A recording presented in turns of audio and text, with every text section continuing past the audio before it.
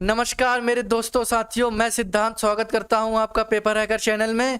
और जैसा कि आप लोग जानते हैं, मैं आपको करवा रहा हूं अग्निवीर क्लर्क और स्टोर कीपर के 50 प्रैक्टिस सेट। ठीक है, तो आज जो हमारा प्रैक्टिस सेट का नंबर है वो है प्रैक्टिस सेट नंबर 5। वो मैं आपको आज करवाने जा रहा हूँ। तो ये प्रैक्टिस सेट करने से पहले मैं आपको इसके कुछ नियम निर्देश बता देता हूँ, जो इस प्रकार हैं। ठीक है, आपको समय मिलेगा 50 मिनट का, जिसमें आप और मैक्सिमम मार्क्स जो आपको मिलेंगे वो मिलेंगे 200 नंबर, यानी कि 50 क्वेश्चन होंगे 50 मिनट के लिए, और 200 मार्क्स आपको मैक्सिमम इसमें मिल सकते हैं। इसका मतलब क्या है कि जो प्रत्येक क्वेश्चन है वो कितने नंबर का है? 4 नंबर का है। ये पेपर जो होगा हमारा वो 2 खंडों में विभाजित होगा। पहले खंड में हमारे 15 क्वेश्चन जीके जीएस से होंगे, और जो 10 क्वेश्चन है वो गणित के होंगे। और जो खंड 2 है उसमें जो पूरे 25 के 25 क्वेश्चन किसके होंगे? सामान्य अंग्रेजी के होंगे। ठीक है, उत्तीर्ण होने के लिए प्रत्येक खंड में न्यूनतम 32 अंक और कुल 80 अंक प्राप्त करना अनिवार्य है। ठीक है,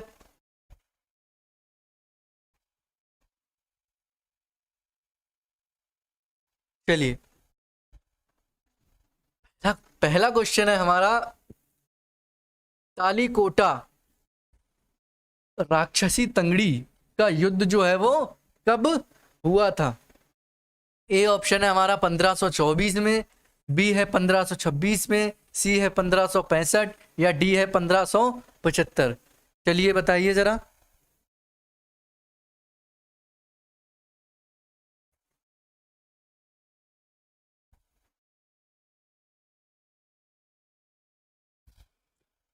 तो ये हो जाएगा हमारा ऑप्शन नंबर सी। क्या हो जाएगा? Option number C. ये कब लड़ा गया? 26 जनवरी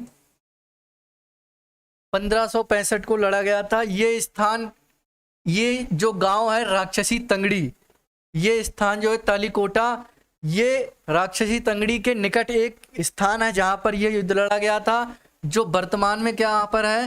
कर्नाटक में है। कहां पर है? कर्नाटक राज्य में पड़ता है। किसके बीच में लड़ा गया था ये जाने हम तो। ये था हमारे दक्कन,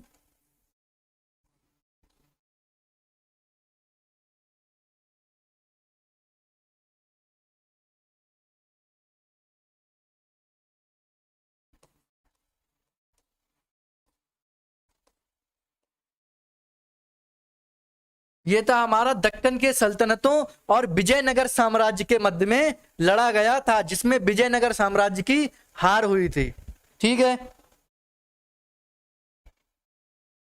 नेक्स्ट क्वेश्चन है हमारा, संसदीय प्रणाली में कार्यपालिका का वास्तविक प्रधान कौन होता है? संसदीय प्रणाली में कार्यपालिका का वास्तविक प्रधान जो है वो कौन होता है? बताइए जरा। ऑप्शन ए है हमारा राष्ट्रपति, बी है प्रधानमंत्री, सी है उपराष्ट्रपति या डी है मंत्रिपरिषद। तो कार्यपालिका का वास्तविक प्रधान कौन होता है भैया? ये होता है हमारे प्रधानमंत्री जी। ठीक है,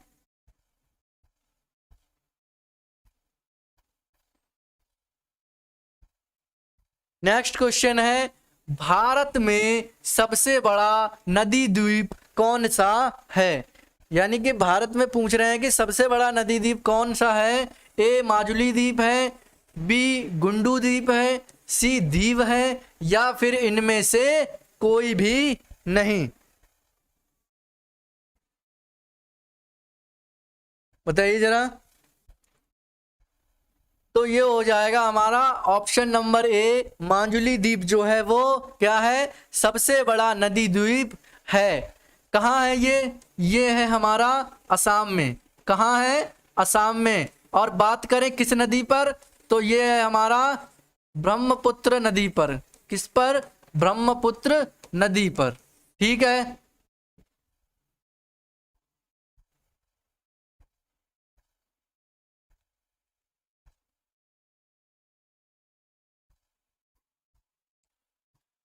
निम्न में से किसे अफ्रीका का गांधी कहा जाता है?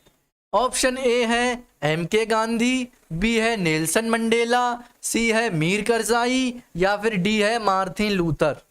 चलिए बताइए जरा।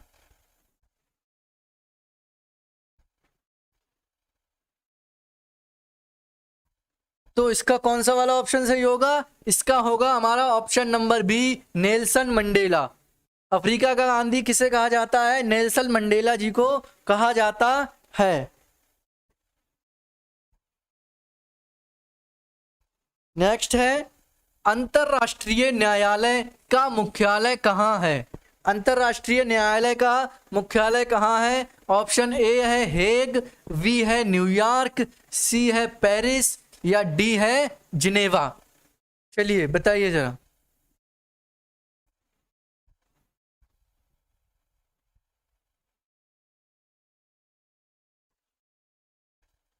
तो अंतरराष्ट्रीय न्यायालय का मुख्यालय कहां पर है? यह है हमारा option number A, Hague, Netherlands में। कहा? नीदरलैंड में। जिसकी स्थापना कब हुई थी? 1945 में। कब हुई? 1945 में। न्यूयॉर्क में जाएं तो अभी पिछले कुछ प्रैक्टिस सेट्स में न्यूयॉर्क से क्वेश्चन आया है कि यूएन किसका? यूनाइटेड नेशंस का जो मुख्यालय है वो कहाँ है? वो है हमारा न्यूयॉर्क में। और जिनेवा में किसका है? WHO, World Health Organization, WTO, World Trade Organization, और ILO, इंटरनेशनल लेबर ऑर्गेनाइजेशन। इन तीनों का मुख्यालय भी कहाँ है? जिनेवा में है। ठीक है।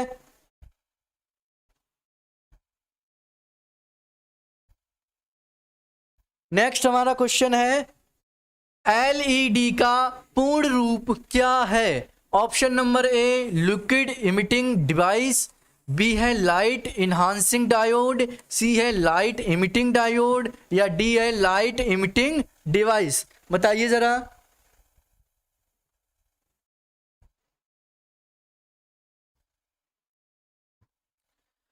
तो ये हो जाएगा हमारा option number C, light emitting diode. LED का पूर्ण रूप क्या है? Light emitting diode.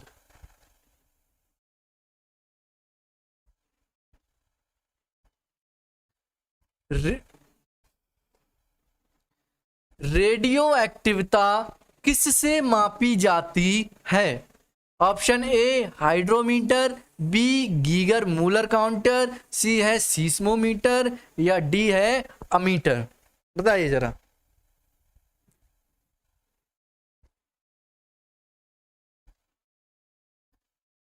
तो जो रेडियो एक्टिविता है वो किससे मापी जाती है? गीगर मूलर काउंटर से। किससे मापी जाती है? गीगर मूलर काउंटर से। ठीक है।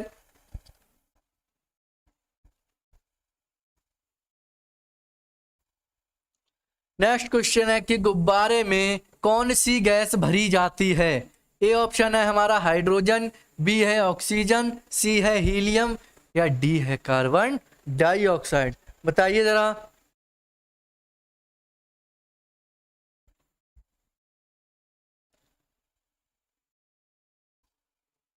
कौन सी भरी जाती है? Helium gas. कौन सी भरी जाती है? Helium gas.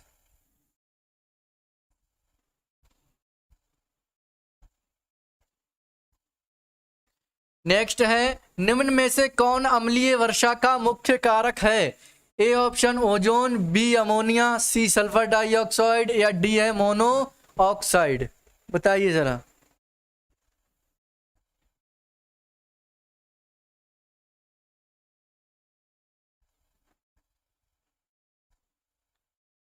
क्या होगा?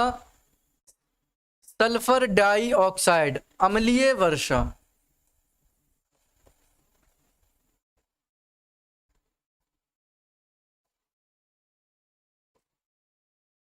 क्या होता है इसका फॉर्मूला?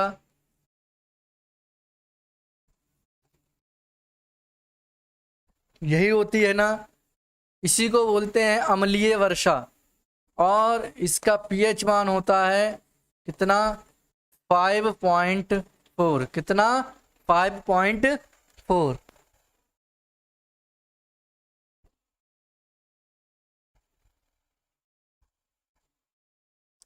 नेक्स्ट क्वेश्चन है कि जंतु विज्ञान के जनक कौन थे? ए अरस्तु, बी लैमार्क, सी ल्यूवेनहॉक या डी थियोफ्रेस्टस? थियोफ्रेस्टस बताइए जरा।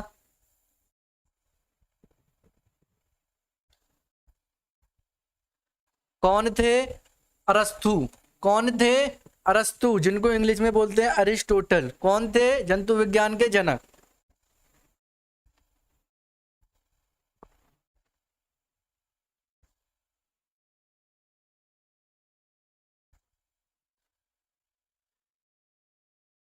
http://www.rediff.com है। ये जो लोगो दे रखा है ये क्या है? ए ईमेल एड्रेस है, बी वेबसाइट है, सी इंटरनेट एड्रेस है या डी इंटरनेट एप्लीकेशन है? ये तो बहुत ही आसान है, बताइए जरा।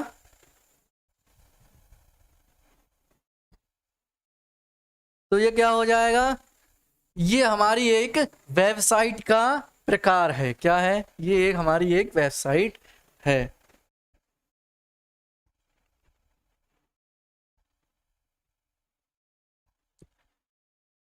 इंटीग्रेटेड सर्किट चिप पर किसकी परत होती है? ए है silicon, B nickel, C copper या डी आयरन? बताइए जरा।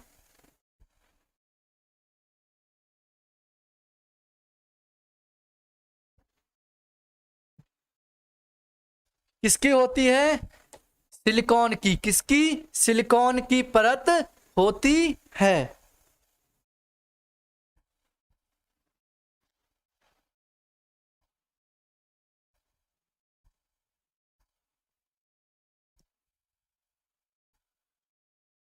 कंप्यूटर डाटा संग्रह करते हैं, इसका अर्थ है कि वे यूजर को डाटा करने देते हैं। क्या करने देते हैं? ए इनपुट करने देते हैं, बी आउटपुट करने देते हैं या सी स्टोर करने देते हैं या डी प्रेजेंट करने देते हैं? बताइए।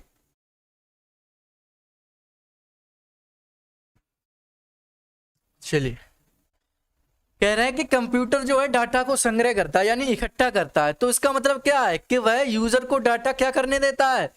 स्टोर करने देता है। तभी तो हम कंप्यूटर में डाल के डाटा कभी भी हम देख सकते हैं उसको। ठीक है।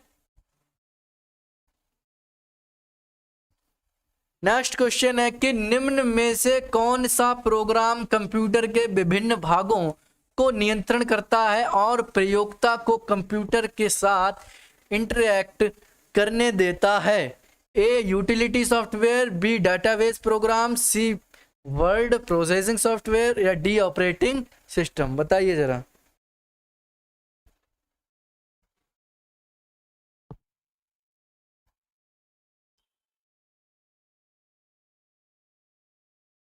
क्या हो जाएगा? Operating system. Operating system computer के विभिन्न भागों को नियंत्रण भी करता है और प्रयोक्ता को कंप्यूटर के साथ इंटरेक्ट करने देता है कि वो क्या देखना चाहता है। उसके एक बटन दबाते ही उसको लाखों ऑप्शन दे देता है उसके कंप्यूटर में जो भी संग्रहित है। ठीक है। नेक्स्ट है, एक्सेल में वर्कबुक निम्न में से किसका संग्रह है? ए डायग्राम, बी पेज, सी स्टार्टअप या डी वर्कशीट्स? बताइए जरा।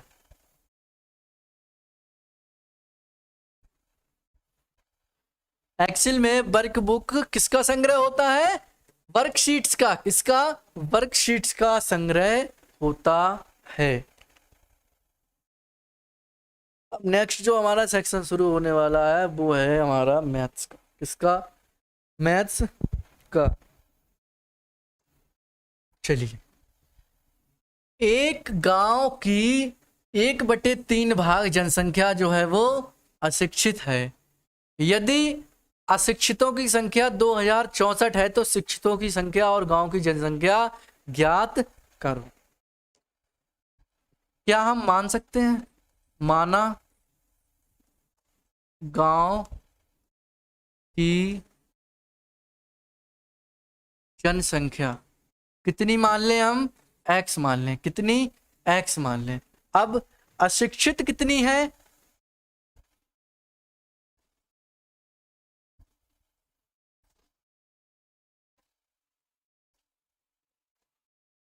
क्या इतनी ही है भैया? कह रहे हैं 1/3 भाग जनसंख्या जो अशिक्षित है, तो शिक्षित कितनी रह जाएगी? अगर टोटल जनसंख्या में से अशिक्षित को हम निकाल दें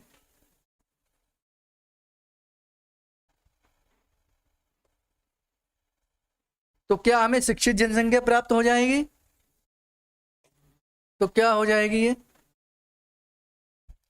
तो ये हो जाएगी हमारी 3x माइनस एक्स यानी कि 2x/3। क्या हो जाएगी? 2x/3। अब हमसे जो जो दे रखा है वो हम कर लेंगे। कह रहे हैं अशिक्षितों की संख्या 2064 है, यानी कि जो x/3 की वैल्यू है वो कितनी है? अशिक्षित कितने हैं भैया? x/3 है अशिक्षित, इनकी संख्या कितनी है? 2064। कितनी है? 2064। तो x की वैल्यू कितनी निकल के आ गई? x की वैल्यू कितनी निकल के आ गई? ये आ गई हमारी,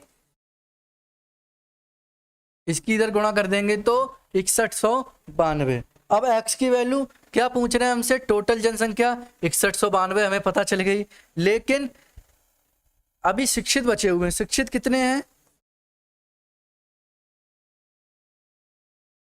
शिक्षित हैं 2x/3। तो ये हो जाएंगे हमारे 2 इंटू 6192/3। 3 से इसको काटेंगे तो 3 दूनी 6, एक में जाएगा नहीं, आगे 9 बढ़ाएंगे तो 0, 19 हो गया, 3 छक्का 18 और एक बचा 3 चौक 12। तो ये हो जाएंगे 2064 इंटू 2 करेंगे तो कितना आएगा? इतना ही आएगा। ठीक है, तो कौन सा वाला हमारा ऑप्शन सही हो जाएगा?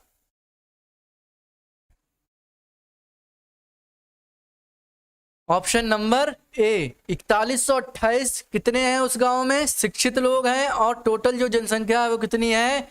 6192। कितनी? 6192। चलिए, दो संख्याओं का योग 1050 है। यदि एक संख्या दूसरी संख्या से 240 अधिक है तो दूसरी संख्या क्या होगी? चलिए, अब इसको बाद में करेंगे, पहले लिखेंगे कि एक संख्या जो है वो दूसरी संख्या से 240 अधिक है। अगर हम एक संख्या x मान लें तो क्या दूसरी संख्या x + 240 हो जाएगी? हो जाएगी, बिल्कुल हो जाएगी। इन दोनों का योग कितना दे रखा है? 1050। कितना दे रखा है? 1050। तो 2x = हो गया 1050 माइनस का इधर 240। कितना? सही कह रहा हूं ना मैं? ठीक है, तो 2x = 0 1 कितना आ गया?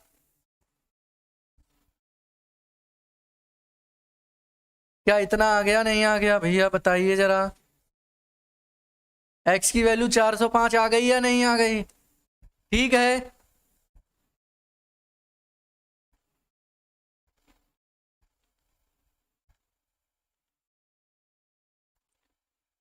नेक्स्ट क्वेश्चन देखिए। कह रहे हैं कि एक वर्ग का क्षेत्रफल 100 वर्ग मीटर है और वर्ग के अंदर किनारे से सटा 1 मीटर चौड़ा रास्ता बना हुआ है, तो रास्ते का क्षेत्रफल क्या है? बताइए जरा।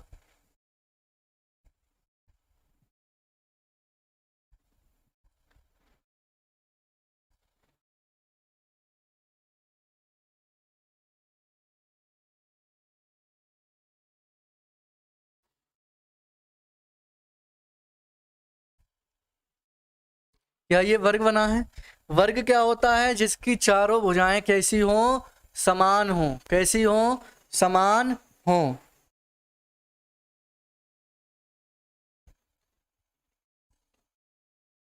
तो वर्ग की भुजा बराबर होता है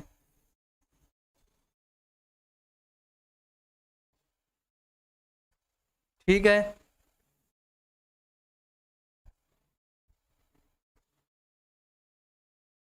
पूरा समझ लीजिए क्षेत्रफल। क्या मैं इसको 10 मीटर लिख सकता हूं? ठीक है इतना समझ में आ गया। अब ये जो अंदर वाला वर्ग है यानी कि आंतरिक वर्ग की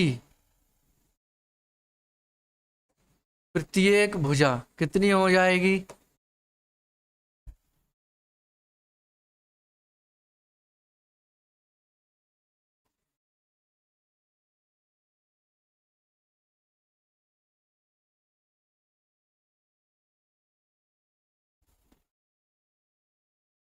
कितनी है?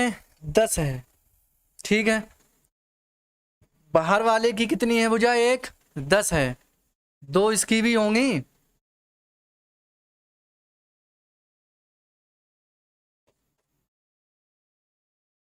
ठीक है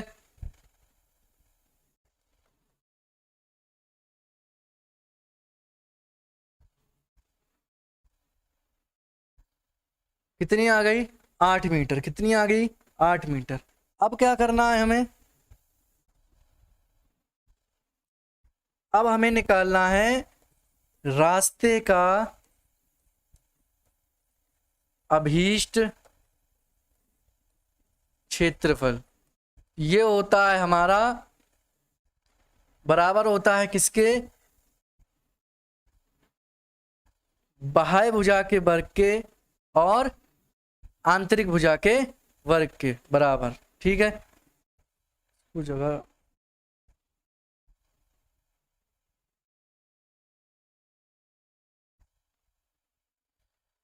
चलो यहीं पे लिख दे रहा हूं। बाह्य वर्ग का क्षेत्रफल माइनस आंतरिक वर्ग का क्षेत्रफल। क्या हो गया? ये कितना है? 10 का स्क्वायर माइनस 8 का स्क्वायर करेंगे तो कितना आएगा? 100 minus 64 is equal to 36 metre.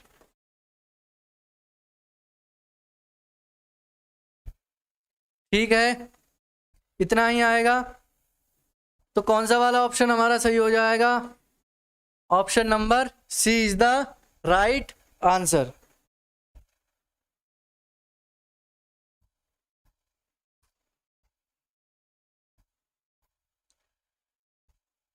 Next question है किसी संख्या में 119 से भाग देने पर शेष 65 रह जाता है।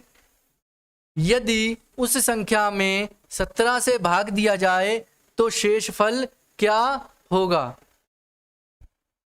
बताइए जरा। ए है हमारा 11, बी 14, सी 13 या फिर डी 17।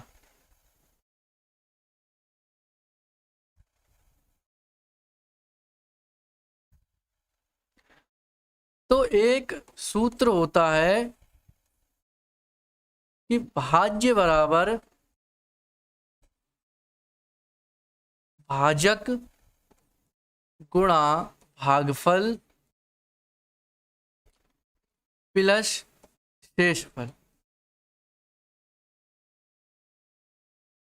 भाजक कितना है? 119 से भाग दिया जाए क्या है? भाजक गुणा भागफल। ठीक है प्लस शेषफल कितना रह जाता है? 65। अब क्या बोल रहे हैं कि किससे भाग दिया जाए? 17 से। तो शेष क्या होगा? अभी किससे दे रहे थे? 19 से। तो क्या हम 119 को और 65 को 17 में तोड़कर लिख सकते हैं क्या? बिल्कुल लिख सकते हैं। इसको क्या हम लिख सकते हैं? 17 सत्ते 119 गुणा भागफल ऐसा ही रहने दिया प्लस अब ये 65 है, इसको ऐसे तोड़ के लिखना है कि 17 से तोड़ के भी शेषफल थोड़ा सा बचना चाहिए। तो 17 का पहाड़ा 65 बार में जाएगा, कितनी बार? 17 तिया 51 और प्लस कितना बचेगा इसमें, और जोड़ने पर 14, तो कितना आ जाएगा?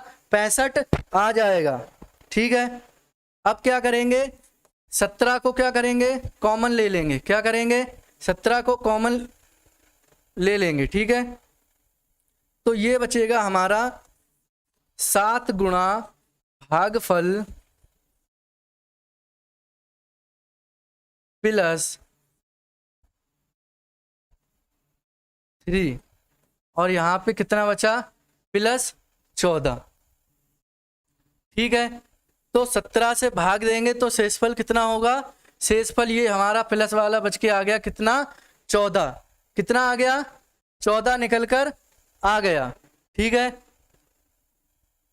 तो 17 किसी संख्या में 119 से भाग देने पर जब 65 रह जाता है शेष, तो उस संख्या में अगर हम 17 से भाग देंगे तो शेष कितना आएगा? 14 आएगा। अब ये क्या हो गया? ये हमारा थोड़ा सा लॉन्ग हो गया। क्या हो गया? थोड़ा सा लंबा खिंच गया, क्योंकि ये हमने किससे किया? फॉर्मूले से किया। अब मैं आपको एक थोड़ा सा साइड में शॉर्ट ट्रिक से बता दूंगा, या इसको मिटाई देता हूं, आप उसको पीछे करके देख लेना। ठीक है, क्या है कि 119 से भाग देते हैं तो कितना बचेगा हमारा? 65 रह जाता है। कितना रह जाता है? शेष कितना बचता है? 65 बचता है। तो ये पूछ रहे हैं कि अगर हम इसको 17 से भाग दें तो ये कितना शेष बचेगा। तो क्या करते हैं, हम इसको इससे डायरेक्ट भाग दे देंगे। तो क्या हो जाएगा? 17 से हम जब 65 को भाग देंगे तो 17 तिया 51, कितना? 17 तिया 51, 5 में से 1 गया बचा 4, और 6 में से 1 गया, 6 में से 5 गया बचा 1। तो डायरेक्ट भी हमारा आ जाता है कितना निकल के? 14 शेषफल। कितना आ जाता है? 14 शेषफल आ जाता है। ठीक है, आपका मन है, चाहे आप लॉन्ग टर्म में करिए, चाहे आप शॉर्ट टर्म में करिए। ठीक है,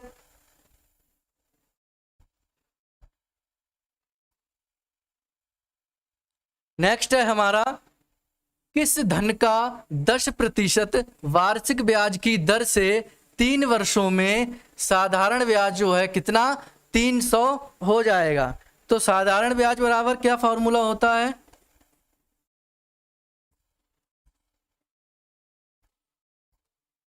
मूलधन गुणा दर गुणा समय, और अपॉन में कितना लिखेंगे?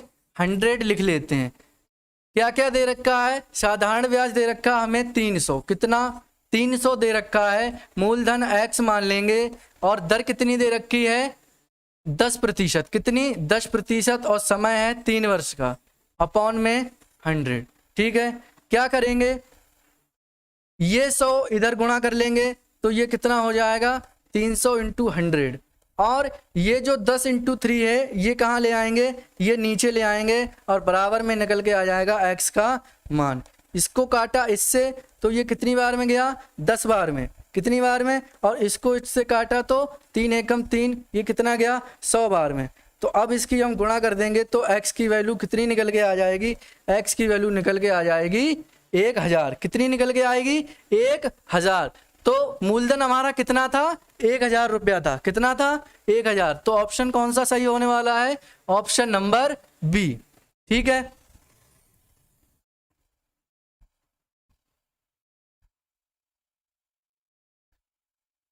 निम्न में से क्या इस संख्या के समतुल्य है?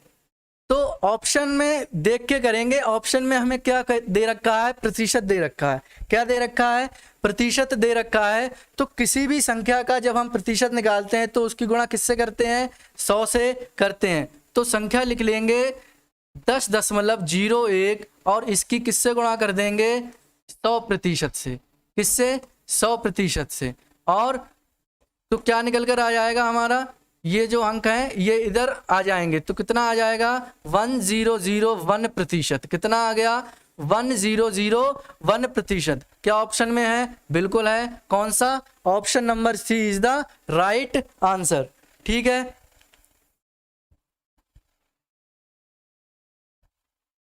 अब देखिए जरा, कह रहे हैं कि एक केले का मूल्य कितना है, 2.5 रुपया है। कितना है, 2.5 रुपया है। 2 सही 1/2, 3.5 दर्जन केले का मूल्य क्या होगा? तो जो दिया हुआ है वो लिख लेंगे। एक केले का मूल्य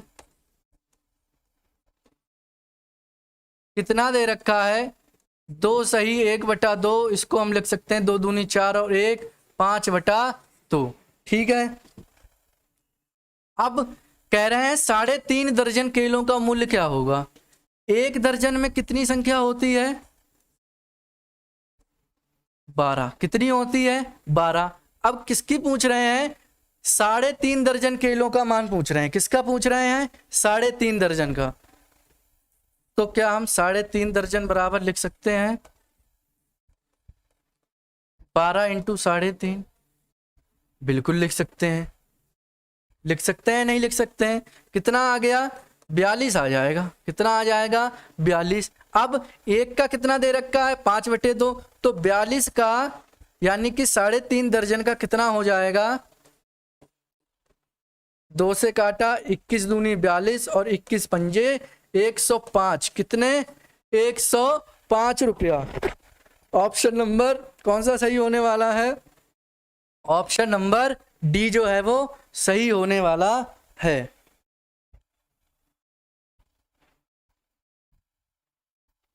नेक्स्ट क्वेश्चन, एक व्यक्ति 30 किलोमीटर की एक यात्रा को 6 किलोमीटर प्रति घंटे की चाल से तथा शेष 40 किलोमीटर की यात्रा को 5 घंटे में पूरा करता है, तो पूरी यात्रा के लिए उसकी औसत चाल क्या होगी? ठीक है। तो 30 किलोमीटर की यात्रा को 6 किलोमीटर प्रति घंटे की चाल से चलता है।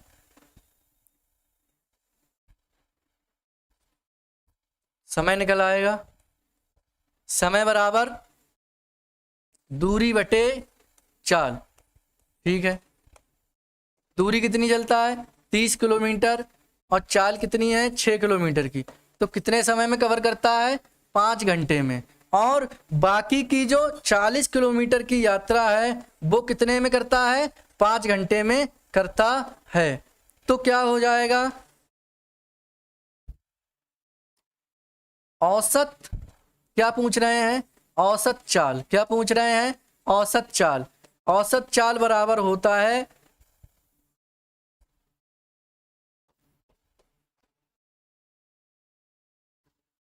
औसत दूरी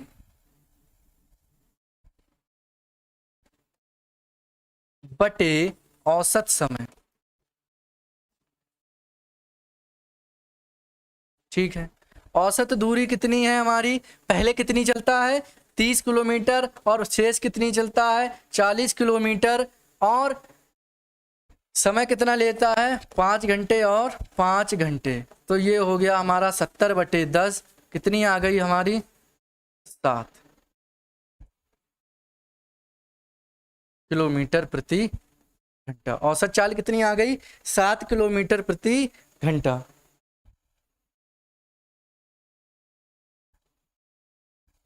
चलिए नेक्स्ट क्वेश्चन है कि दो संख्याओं का लासा इतना है तथा उनका मासा 5 है। यदि एक संख्या 25 है तो दूसरी संख्या क्या होगी?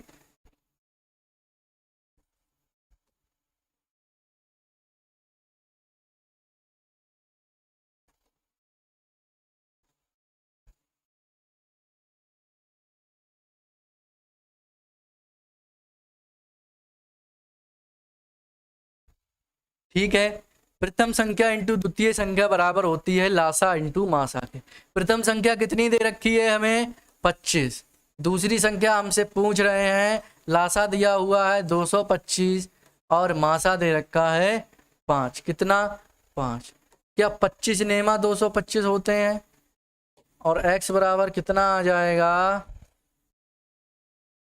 Option number C. कितना, ऑप्शन नंबर सी 45।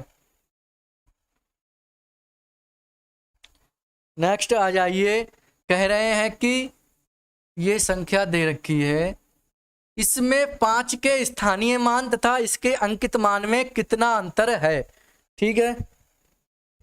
चलिए पहले इसका स्थानीय मान निकालेंगे, तो इसका स्थानीय मान कितना आ जाएगा,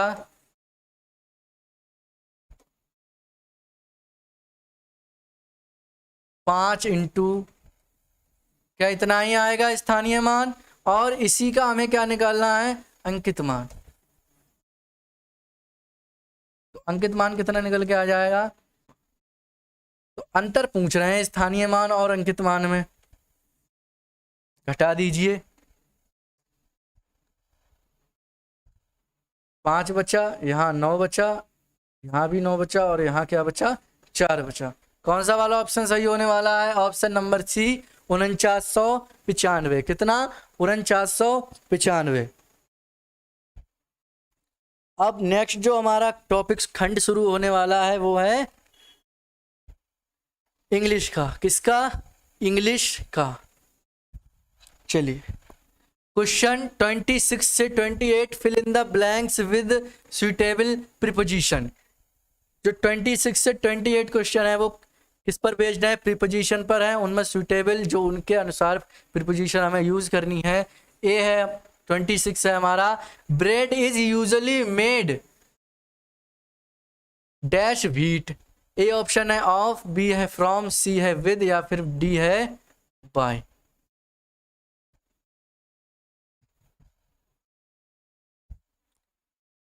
दो चीजें हैं हमारी, एक होता है मेड ऑफ और एक होता है मेड फ्रॉम। ठीक है, मेड ऑफ का यूज वहां पे होता है जब हम किसी चीज को एक चीज से दूसरे चीज में रूपांतरित कर लें, यानी कि उसका क्या है, पूरा आकार ही, पूरा अस्तित्व ही बदल जाए, तो मेड ऑफ उसके लिए यूज करते हैं। और मेड फ्रॉम का मतलब क्या होता है, वो उसी अवस्था में रहे। ठीक है, जैसे curd is made from milk, curd is made from milk, curd किसका बना है, मिल्क से बना है। और bread is usually made of wheat, इसका मतलब क्या है कि दही से हम ये पहचान सकते हैं कि ये दूध का ही बना हुआ है, लेकिन क्या हम ब्रेड को पहचान सकते हैं कि ये किससे बना हुआ है, गेहूं से बना हुआ है, ये दोबारा उसमें रूपांतरित नहीं हो सकता। ठीक है, तो कौन सा वाला ऑप्शन सही हो जाएगा, option number A.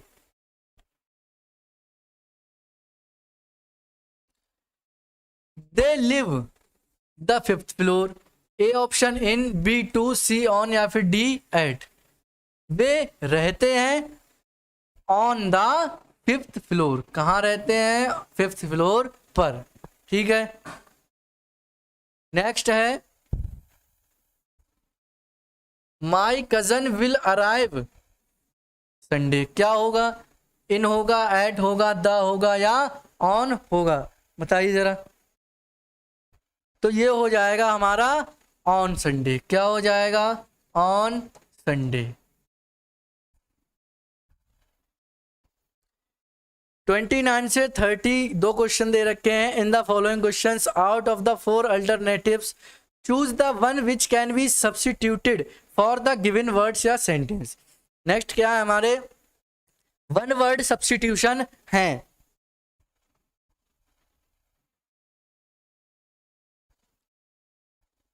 Animals that can live on land and in water, यानी कि ऐसे जानवर जो जमीन पर भी रहते हैं और पानी में भी रहते हैं, उनको क्या कहते हैं।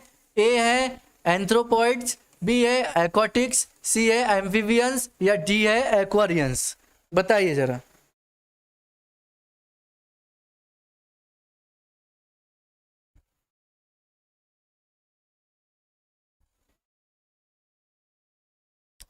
तो उनको बोलते हैं हम एम्फीबियंस। क्या बोलते हैं, amphibians. Animals that can live on land and in water, जो दोनों जगह पर रह सकते हैं, उनको बोलते हैं हम एम्फीबियंस।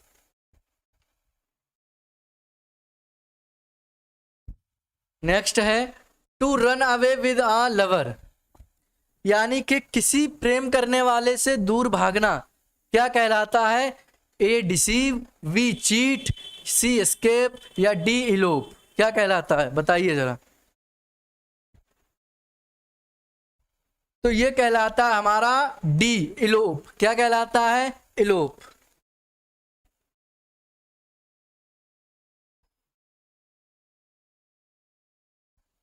थर्टी वन से 32 choose the alternative which best expresses the meaning of the idiom phrase. ये क्या है हमारा idiom phrase? To grease the palm, यानी कि हथेली पर ग्रीस लगाना। To rub oil on the hand, to lubricate the machine parts, to bribe या टू कट द ट्री। तो क्या होगा इसका? टू ब्राइब, रिश्वत देना। ग्रीस द पाम, हथेली पर ग्रीस लगाना मतलब किसी को हथेली गर्म करना, मतलब रिश्वत देना।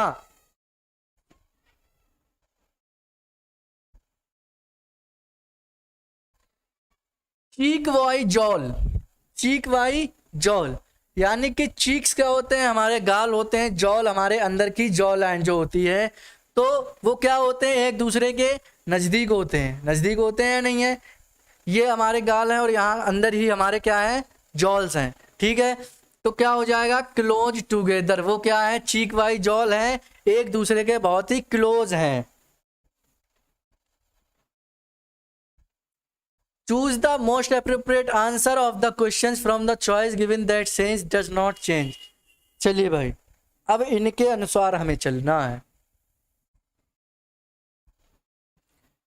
The glory can never fade, glory जो कभी भी झूठी नहीं हो सकती। चूज इंट्रोगेटिव, इसका इसका हमें क्या चुनना है? इंट्रोगेटिव चुनना है। When would their glory fade, when can their glory fade, how can their glory fade या who can fade their glory, बताइए जरा।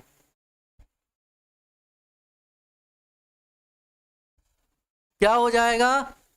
बी वाला, when can their glory fade. क्या कभी उनकी ग्लोरी फेड हो सकती है? ये इसका इंट्रोगेटिव सेंस निकलेगा। ठीक है, नेक्स्ट है it is better to lend than borrow, यानी कि यह उससे अच्छा है किसी से उधार देने से। इसका क्या बनाना है? पॉजिटिव बनाना है भैया। ए है हमारा borrowing is not as good as lending, to lend is good but of borrow, one should lend than borrow, या lending is not so good as borrowing, बताइए जरा।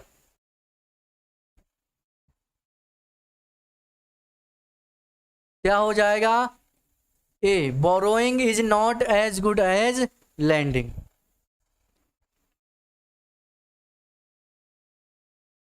She is not intelligent as he, वह उतनी बुद्धिमान नहीं है जितना कि वह है। ठीक, इसका क्या बनाना है? कंपैरेटिव बनाना है। तो ज्यादा बुद्धिमान कौन है? वह। तो वह से शुरू होगा, किससे? वह से शुरू होगा, तो ये तो होने से रहा।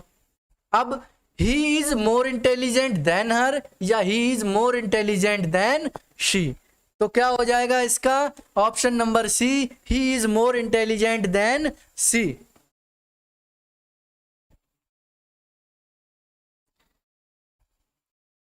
थर्टी सिक्स से 38 choose the appropriate word from the four choices which best describes the meaning of the underlined word और phrase.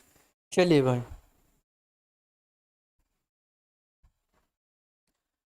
A million cinemas a year bring the same style belder dash, यानी कि हजारों cinemas जो हैं एक ही same साल में लाए जाते हैं, बेल्डर डैश। तो इसमें हमें किसका मीनिंग बताना है? Welder dash. Welder dash means होता है बकवास। क्या होता है? बकवास। अब वैसे भी अभी बॉलीवुड में बकवास मूवी बन रही भैया, है नहीं। ये हमारा एडवेंचर, एडवेंचर करना कोई नॉनसेंस बेकार की बात, रोमांस या थ्रिलर। तो इसका बेस्ट सिनोनिम, इसका बेस्ट अल्टरनेटिव क्या होगा? नॉनसेंस। जैसे हम बोलते हैं व्हाट नॉनसेंस, क्या बकवास चीज है ये। तो क्या हो जाएगा, nonsense.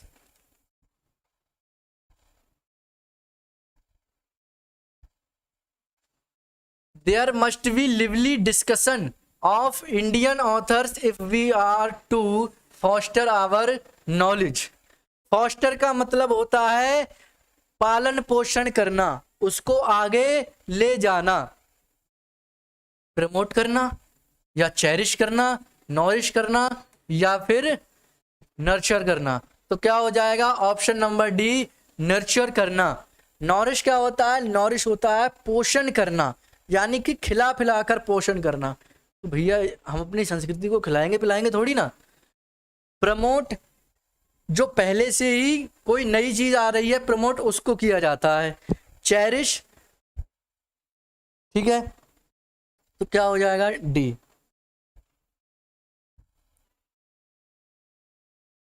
Buoyed by these visions of the future of his son, the artist soldiered on, continued bravely, stopped further, struggled hard या fought on। यानी कि अपने बच्चे के उज्जवल भविष्य के लिए द आर्टिस्ट सोल्जर्ड ऑन, क्या करता है, बहादुरी से बहादुरी दिखाता है। क्या करता है, बहादुरी दिखाता है लगातार। तो क्या हो जाएगा, कंटिन्यूड ब्रेवली।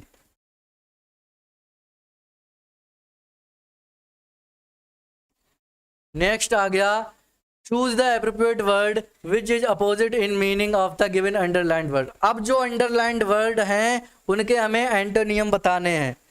तो ये है हमारा जो 39 क्वेश्चन है, वो है He made an exhaustive list of the items his secretary should attend to। तो exhaustive का मतलब होता है संपूर्ण। क्या होता है, संपूर्ण, पूरी तरह से। तो उसने क्या किया, संपूर्ण लिस्ट बनाई है आइटम्स की, सामान की, जो सेक्रेटरी ने उससे मंगानी है। ठीक है, तो संपूर्ण का एंटोनियम क्या हो जाएगा, इनकम्प्लीट। क्या हो जाएगा, incomplete. I like his friendly attitude, मुझे उसका फ्रेंडली एटीट्यूड पसंद है। तो इसका एंटोनिम क्या हो जाएगा, जेलिस जलन वाला, एनवियस शत्रुता वाला, विशिशियस जीतने वाला या हॉस्टाइल विरोध वाला। तो फ्रेंडली का क्या होगा, विरोधी वाला। कैसा, विरोध करने वाला। तो विरोध करना क्या होता है, हॉस्टाइल। क्या होता है, हॉस्टाइल। चलिए अब आ गया हमारा पैसेज। 41 से 45 पैसेज पढ़ेंगे। तो सबसे पहले पहला क्वेश्चन देखेंगे, फिर पैसेज पढ़ेंगे। बोल रहे हैं कि नेल्सन्स कॉलेज वॉज ए, नेल्सन का जो कॉलेज था वो कैसा था, state boarding school in New Zealand, college in England, school Scotland या school in the United states. चलिए पहले देख लेते हैं क्या सा था। Ernest Rutherford was the son of Scott emigrant to New Zealand. His parents had 12 children of whom Ernest was the fourth। Ernest कौन सा था, फोर्थ था।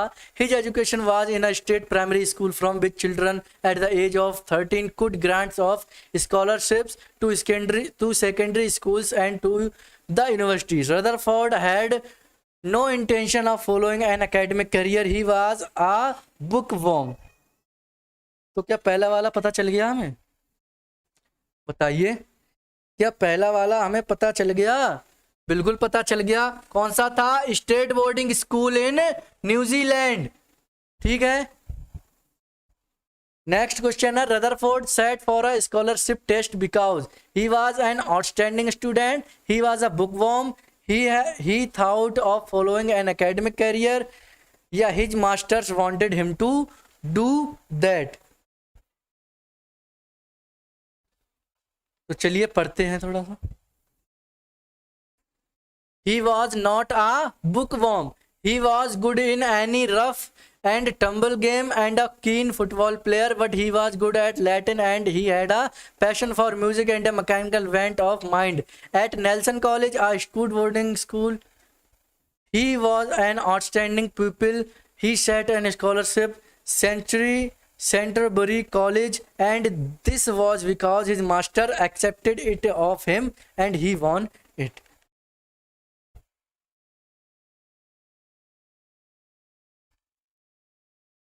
क्या हो जाएगा? Because his masters wanted him to do that. ठीक है. 43 है, Rutherford carried out of his own private experiments in some corner of the cloakroom of Nelson College, some corner of the cloakroom of Canterbury College, या फिर a corner of the room allotted him to boarding house in the laboratory of National College. क्या हो जाएगा इसका?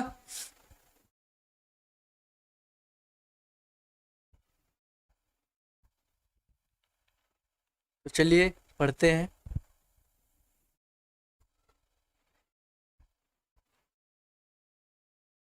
Rutherford as a student was fascinated by Harriot's work on radio waves, and he began to conduct his own experiments in the cloakroom of the college. और college कौन सा था?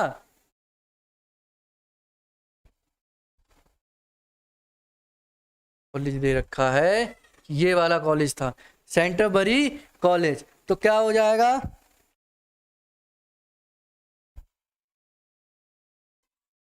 Some corner of the cloakroom of Canterbury College. 44. The phrase mechanical bent suggests that Rutherford, जो phrase है mechanical bent, यह सुझाव देता है that Rutherford was quite mechanical, was devoid of human warmth, emotion, feeling, intelligence, etc., did things and lived thoughtlessly as a machine, had an aptitude for the science of machinery.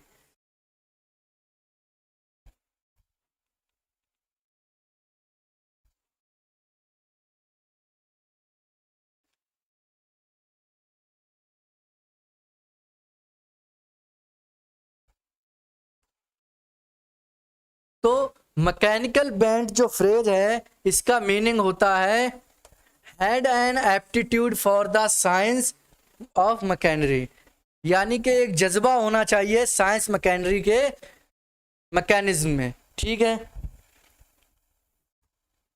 Rutherford has a passion for, किसके लिए passion था?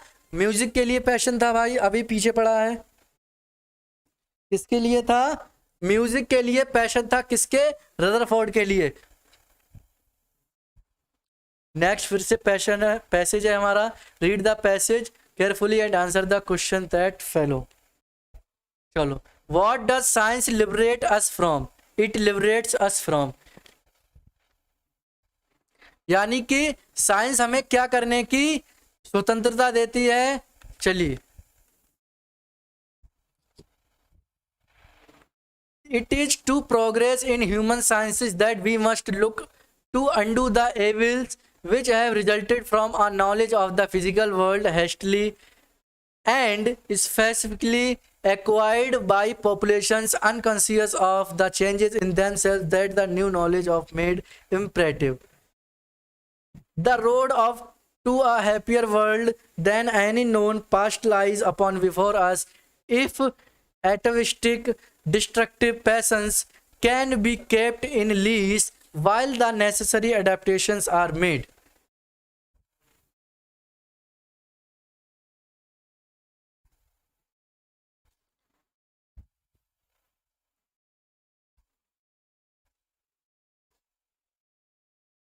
Science, whatever unpleasant consciousness it may have, by the way, it in its very nature a liberator of bondage to physical nature and income in a liberator from weight of destructive passions. तो कौन सा हो जाएगा? Option number D. कौन सा हो जाएगा?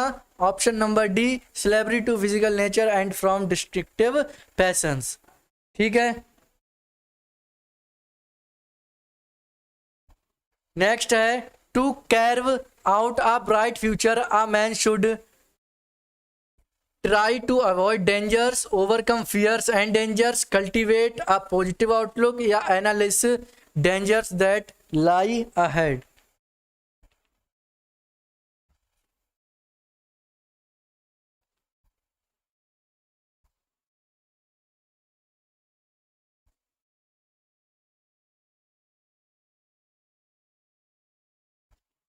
कहाँ पे है ये?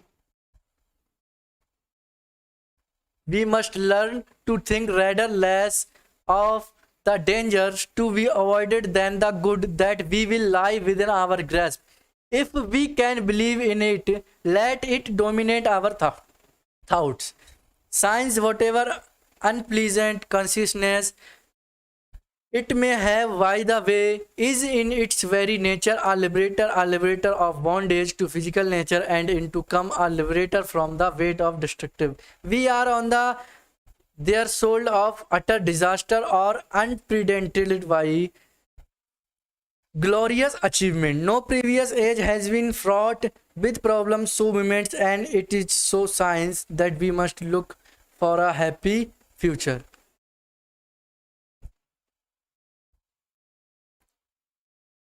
So, to carve out a bright future, a man should cultivate a positive outlook. उसको एक पॉजिटिव आउटलुक अपना तैयार करना चाहिए. If man's bestial earnings is controlled, the present will be brighter than the future. अगर जो मनुष्य की बेस्टियल अर्निंग्स जो कंट्रोल में है, यानी कि उसकी इच्छाएं उसके और उसका जो प्रेजेंट है वो बस में है, तो क्या होगा? The present will be brighter than the future. The present will becoming tolerant, या the future will be brighter than the present. The future will be tolerant. क्या होगा?